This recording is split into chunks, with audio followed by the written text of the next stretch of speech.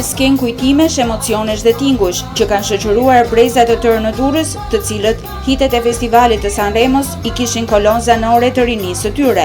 Pikërisht këtë përfaqësonte koncerti Nostalgia Sanremos, që u mbajt mbrëmjen e së martës në sheshin Veliera. Lasciatemi cantare, sono un italiano. Nuk ishte vetëm një festival, por ishte moda, ishin veshjet, ishin yjet, ishte orkestracioni, ishte gjithçka tjetër. Prandaj dhe shqiptarët janë të lidhur shumë me Sanremon, më lejoni t'ju uroj mirëseardhje në qyteti ku Sanremo, më vjen shumë ta them, ka patur më shumë kuptim se kudo.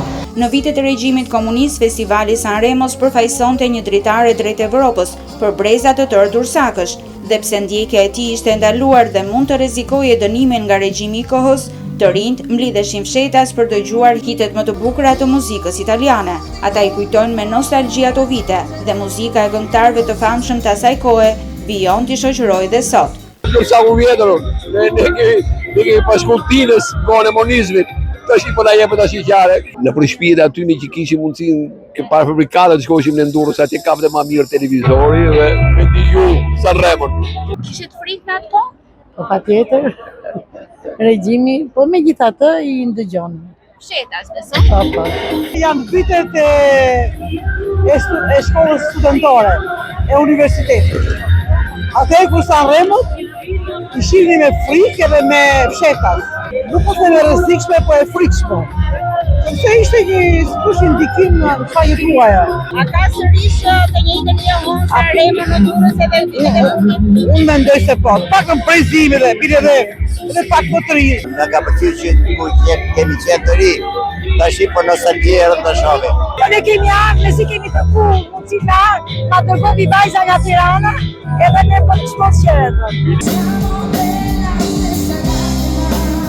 Për rreth një orë e gjysmë publiku i pranishëm në shesh shijoi live performancat e 6 këngëtarëve të rinj, që kënduan live disa prej hiteve më të suksesshme ndër vite, si Questo piccolo grande amore, Insieme, 24.000 baci, La solitudine e të tjerë. Materialet janë nga festivali Sanremos, duke qenë se lidhja e Durrësit me këtë festival dhe me Italinë përgjithësi është shumë e ngushtë. Mund të them që janë përgjedhur këngët më të mira të festivalit, duke qenë se është festival që prodhon gjithmonë hite italiane, patjetër që edhe këto janë këngët si të vjetrat, janë edhe të reja të sjellura shumë bukura.